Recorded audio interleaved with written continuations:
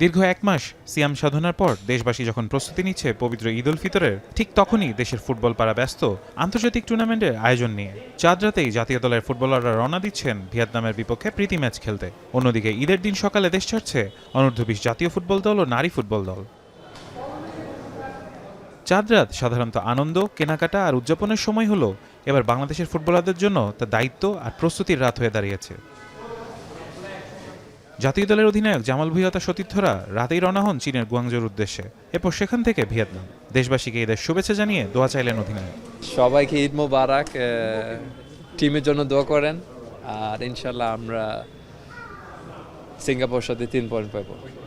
ব্যস্ত সফরসূচির মধ্যেও খেলোয়াড়দের উৎসাহ দিতে উপস্থিত হন যুব ও ক্রীড়া প্রতিমন্ত্রী আমিনুল হক, যিনি নিজেও জাতীয় দলের সাবেক অধিনায়ক ছিলেন। তার সঙ্গে ছিলেন বাংলাদেশ ফুটবল ফেডারেশনের সভাপতি তাবিদ আওয়াল।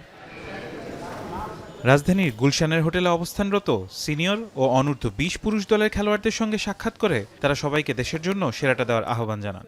এরপর বাফুফে ভবনে গিয়ে অনূর্ধ্ব-20 নারী দলকেও শুভেচ্ছা ও অনুপ্রেরণা দেন ক্রীড়া প্রতিমন্ত্রী।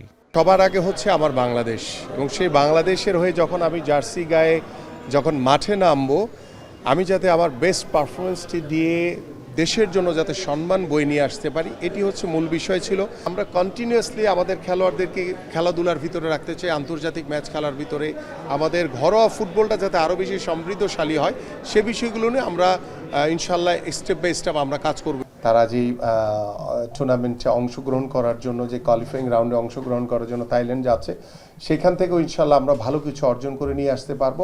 সো আমাদের যেটি দরকার সেটি হচ্ছে যে প্রত্যেকটি খেলোয়াড়ের ভিতরে একটি কমিটমেন্ট, একটি দেশপ্রেমের যেই আস্থা, যে বিশ্বাসের জায়গাটি, সেটি তৈরি করা।